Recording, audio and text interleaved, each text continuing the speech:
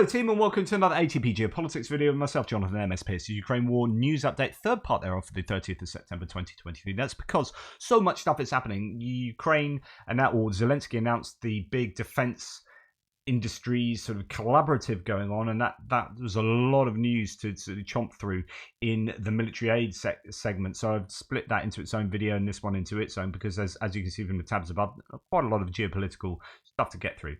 Thank you to Dark Bunny, who is a meme machine, giving out his meme love, so I do appreciate that, mate. Thank you. I need to get some merchandise sorted, don't I?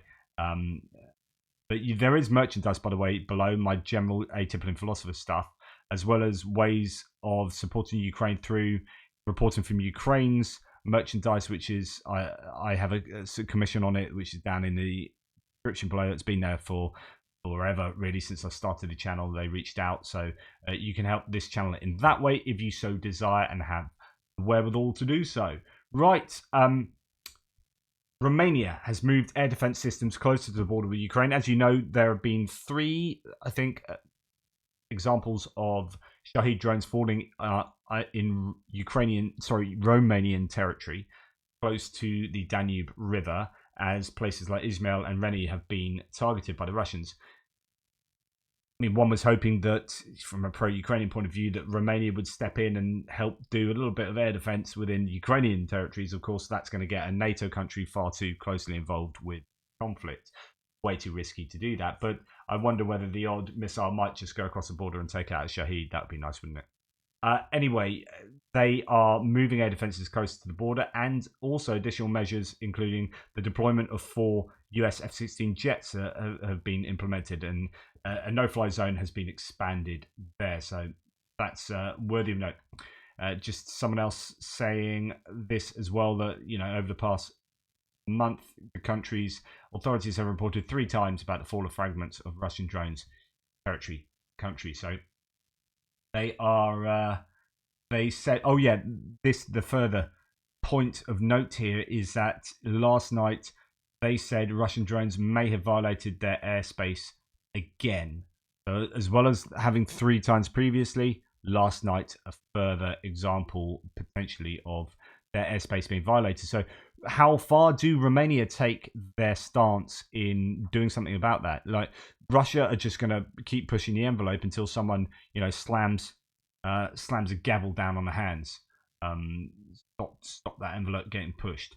Right, a poll has been released ahead of parliamentary elections in Slovakia. I mentioned Slovakia already today. They are just having elections today, and it's looking like Robert Fico has a slight lead. Now, he's a previous leader who's coming back, and he is, I think, sits on the left, but has a very much anti-Ukraine, pro-Russian stance. He wants to stop military aid to Ukraine. It illustrates the split between the Slovak electorate on support for Ukraine and a slight lead. Fico, in an interview with AP, Fico said, quote, "We won't send any arms or ammunition to Ukraine anymore.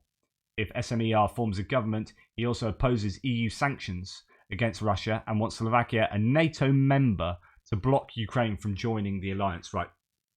This is big. Just little snippets of news like this I could talk to you for an hour about, because there are so many ramifications. If he does get a clear victory and implements these kind of ideals, then you've got Hungary, you've got Slovakia, nations that are a thorn in the side of, might become a thorn in the side of Europe. I mean, Slovakia more so than they have been. They haven't really been an issue, but with this change of government, they are in the sphere of influence of Russia and wanting to enact policies that clearly benefit Russia and clearly disadvantage Ukraine. This is a real challenge to the EU, and it's a real challenge to NATO. I mean, goodness me. So I would hope that the full clout of EU kind of funding pressure and NATO pressure comes down on Slovakia. And if you say stuff like that, then hey, I'd be strong. Say, Slovakia, you don't want to be part of NATO, you can jog on. See what you think about that. So I think there needs to be some pushback, because otherwise nations like this are going to be taking the mickey. Right, Norway has joined Finland, the Baltic states, and Poland in banning entry of Russian passenger cars starting October the 3rd, part of measures aimed at cutting Russia's income for its invasion of Ukraine. It seems like, especially when you look at Slovakia and Hungary, it seems like we're getting this real bipolar world. We're kind of maybe you've got bipolar world with a lot of countries just very much sticking in the middle and not committing. Got very staunch defense of Ukraine. Most of Europe is pretty staunch in their defense of Ukraine, but then you have your Hungaries and your Slovakias possibly, and then you get your BRICS and Brazil, Russia, India, China, South Africa. But even within that agreement, you've got India a little bit not so sure. You've got India having issues with Canada, and how does that affect things? Just a bit of a hot mess, but it seems like there is this polarization, like we see in our individual countries. In the US with European Democrats, just a stronger polarization over time. Same in the UK. Conservatives have had to embrace kind of UKIP policies because they're being attacked. They're losing votes from the right when UKIP was strong, so they've had to appeal to that, and then they have moved the right, and Labour had moved to the left under Jeremy Corbyn. You've got Starmer now trying to take the middle ground back again. But there's this polarisation, France polarisation, Poland polarisation. It just seems people are moving to the extremes. And sensible centrists are really difficult to win people's hearts and minds. Or win people's hearts, actually, emotionally, with a really sensible centrist vote. Yeah, no. So many people try to win elections on appealing to emotion by going for really strong positions that evoke anger or fear on both sides of the electoral spectrum. So centrism is a really hard sell in terms of psychology and emotional purchase. But that's a problem, because you start moving to a really divisive polarization of politics. But this is great here that we've got the Nordic states really strong in support of Ukraine, and then just a little bit further south you've got Slovakia going the other way. Really frustrating. Okay, breaking. US National Security Council spokesman John Kirby says that we are monitoring a large Serbian military deployment along the border with Kosovo that includes an unprecedented staging of advanced Serbian artillery and tanks. NBC spokesman Kirby added that it's appropriately making people concerned, including us. We believe this is a very destabilizing development. He adds that a large deployment of Serbian troops has been observed. Kirby also says that the NATO peacekeeping force in Kosovo is going to be increasing its forces in the northern Kosovo, and I believe there is going to be a unit of British troops going out there. NSC spokesman Kirby said that the US is calling on Serbia to withdraw those forces from the border, adding that earlier today, Secretary Blinken called the Serbian president to convey our concerns. Let's go and have a look at what's going on there in that neck of the woods, or get a sense of the geography here, and I guess how close it is to Ukraine. Here we have my map of Ukraine, or a little bit of my map, but we move over. We have Serbia here, in the middle of Bosnia-Herzegovina and some of these Balkan states, and Romania, a landlocked country. We've got Kosovo, but here's the issue, where it's kind of like not recognised by Serbia particularly, and so there's brewing issues that have a lot of history. And you can bet your bottom dollar that Russia are going to be stoking this in some way, some nefarious way, because this would be a perfect diversion for Europe and European support for Ukraine if suddenly there's another Balkan conflict taking place. So this troop build-up in Serbia is definitely a worry and something to keep an eye on, and it could really affect Ukraine and European attention on Ukraine. The Armenian authorities are discussing the disconnection of Russian TV channels on the territory of the country. This is very important. It's about cultural influence and getting countries away from the sphere of influence of Russia, out of that sphere of influence, and one way of doing that is stopping the information coming in from Russia. Russia is absolutely incredible proponent of fifth generation warfare, hybrid warfare that includes fighting over the information space.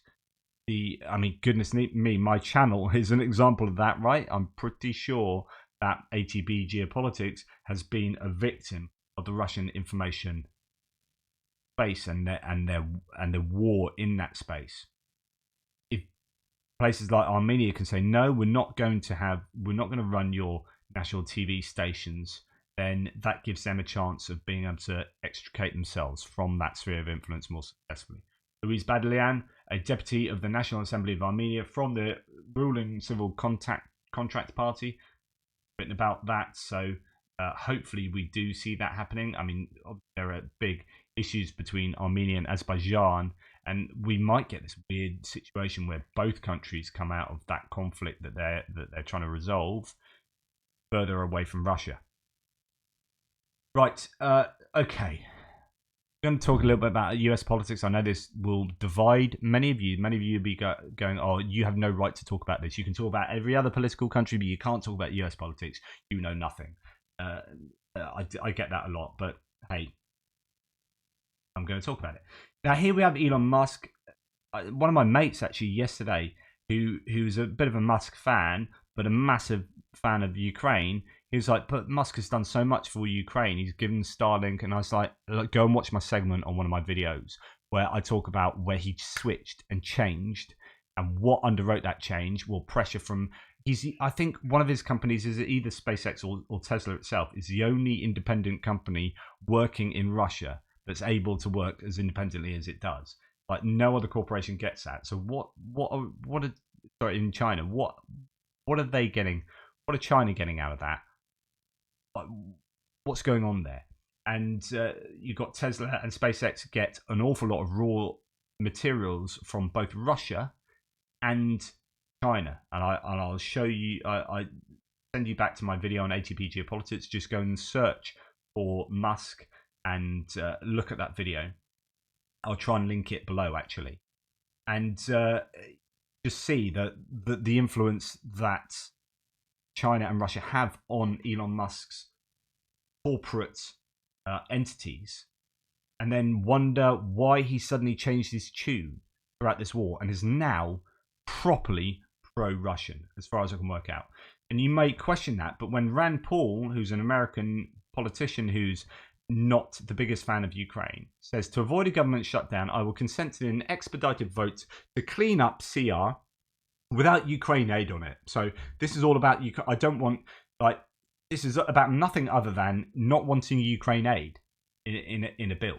So this is just a Russian talking point. This isn't about doing things because it's practically better or there are political reasons. It's like, I still really support Ukraine, but it's better if we do it this way. You can make a nebulous argument in that way, but really Rand Paul's not doing that. That's not what Rand Paul's about. If leadership insists on funding another country's government at the expense of our own, zero-sum game. We're back to we are giving money to Ukraine and it is taking away from us, and that is a zero-sum. It's a positive-sum game. You're giving money to Ukraine because it benefits you geopolitically and strategically and even economically. Like, that you don't get that means that either you are stupid or willfully ignorant because you're disingenuous and trying to advance your own nefarious agenda. Right? So I absolutely do not agree with Rand Paul here, and that's what I talked about in the military aid segment earlier. But he says all blame rests on their intransigence. Elon Musk could have said anything. Says bravo! Exclamation mark. Bravo! Totally agree. Musk, where do you stand on Ukraine? You're anti-Ukraine. He's parroting all the Russian talking points. So for my mate Paul, I mean, love you, mate, but you're wrong. Like, just be careful. Like, don't hold this guy up there so he's almost like a god to you. Say you're good in some aspects, but here on Ukraine, you are wrong.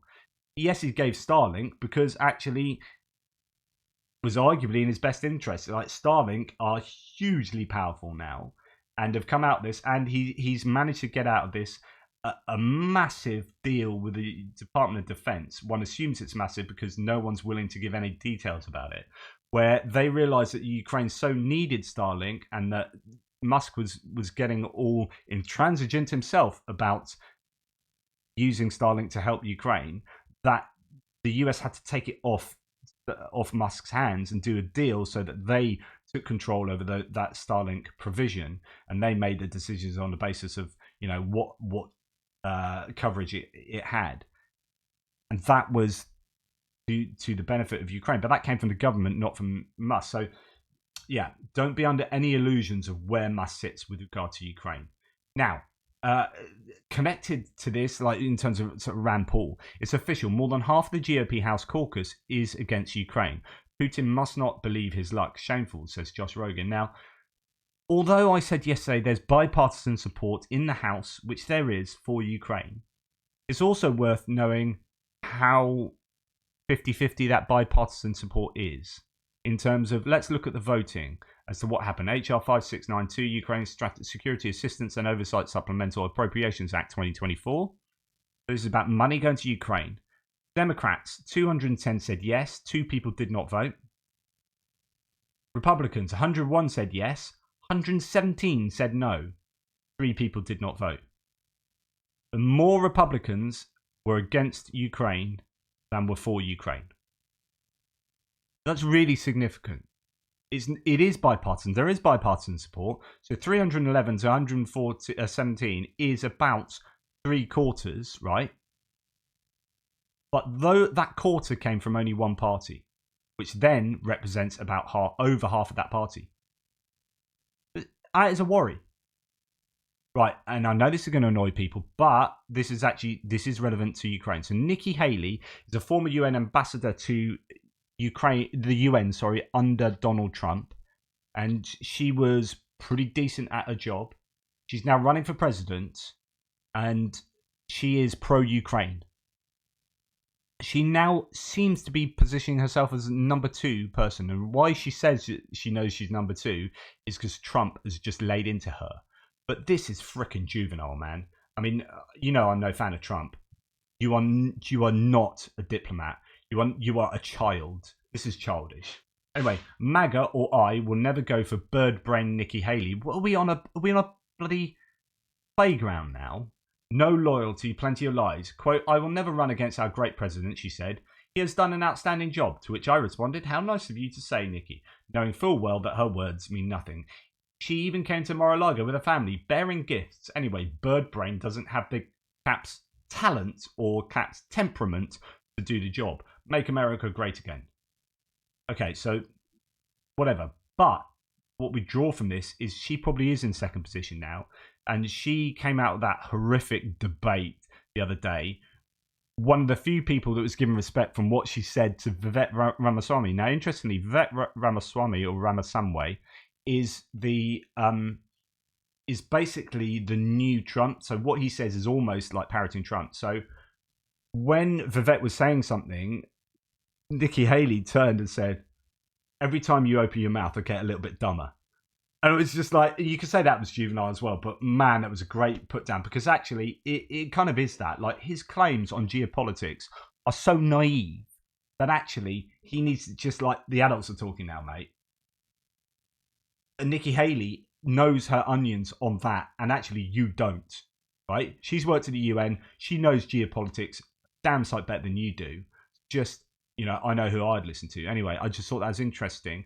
Now, we've got a new commander-in-chief for the US. I'm not US.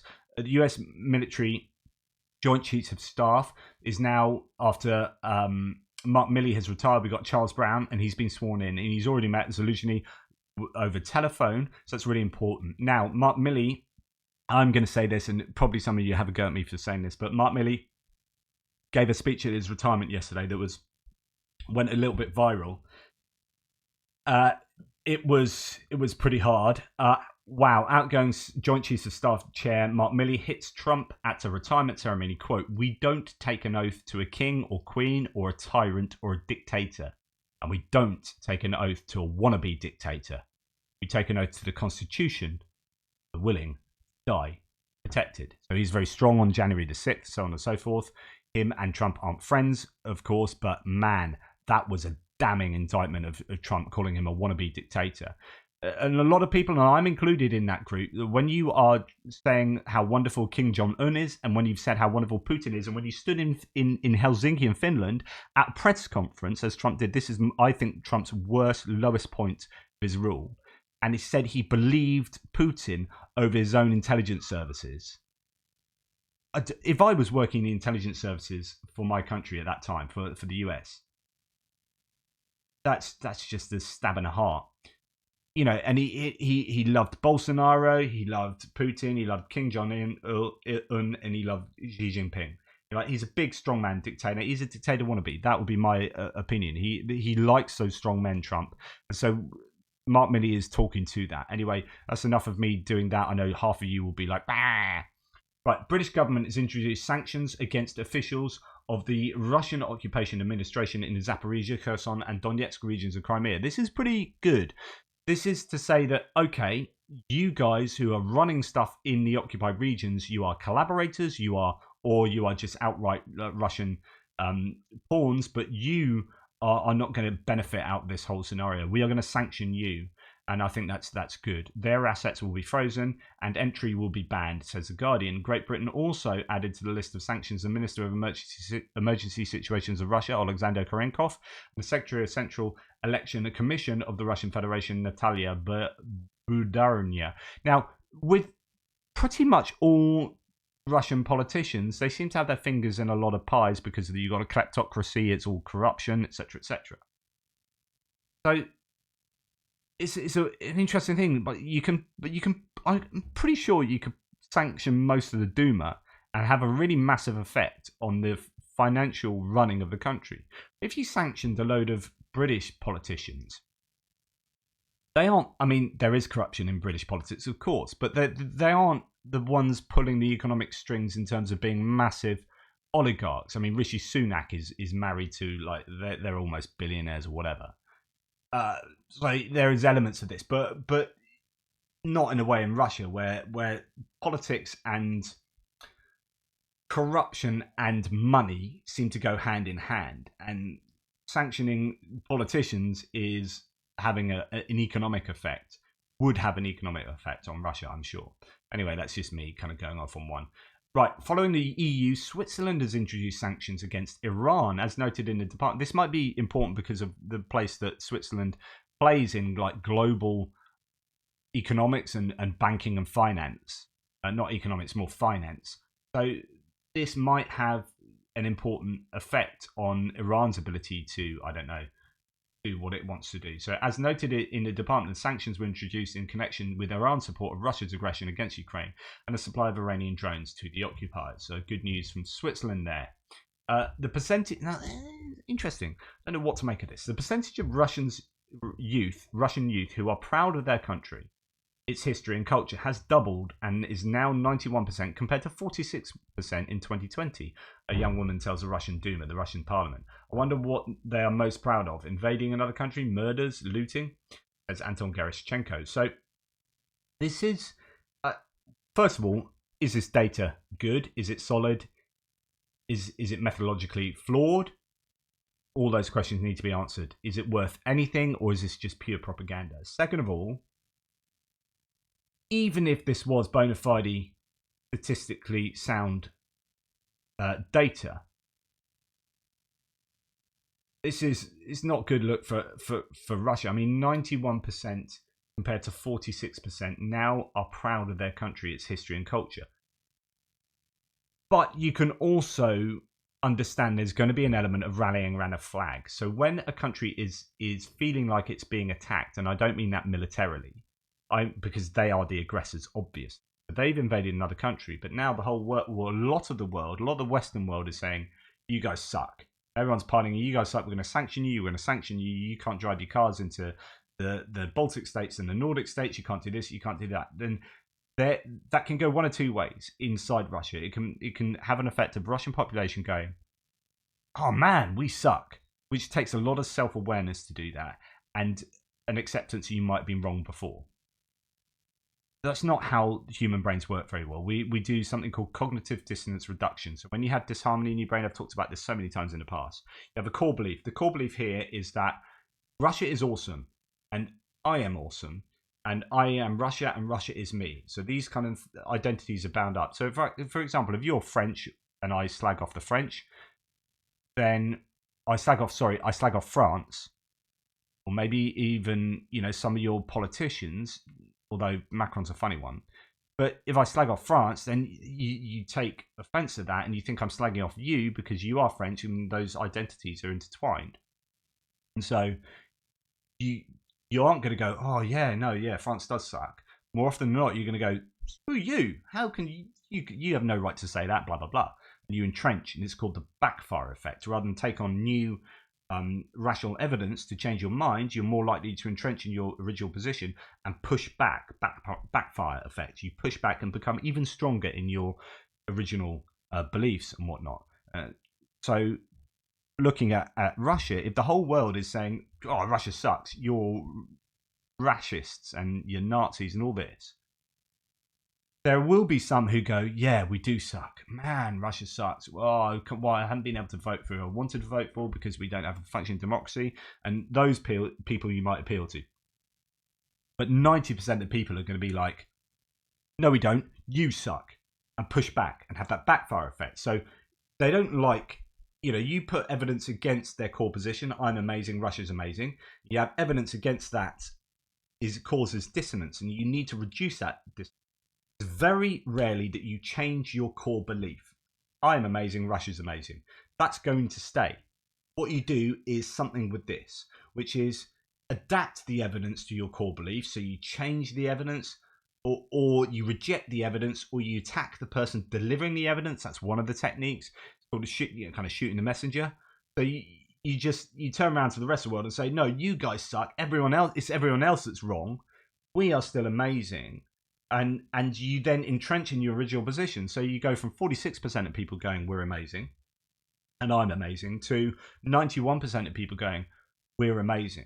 So either this data is just proper dodgy, and it could be both, right? It's bad, dodgy data where people, there's a bias in how you answer because you're afraid of answering critically against Russia, or what if I say Russia sucks? They're going to know who I am. The FSB are going to come knocking at my door. So you're going to have elements of that. On the other hand, it could well be true, or both a little bit true and bad data, because people are entrenching in their Russian nationalism because of the criticism from abroad.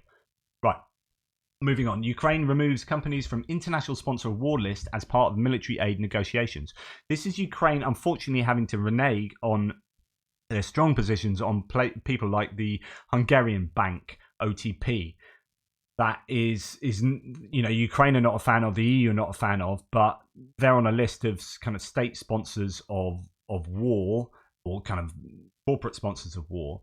Ukraine have had to go back on that a little bit. So Ukraine's National Agency for Corruption Prevention hopes that this will lead to Hungary's unblocking of $500 million of vital EU military aid.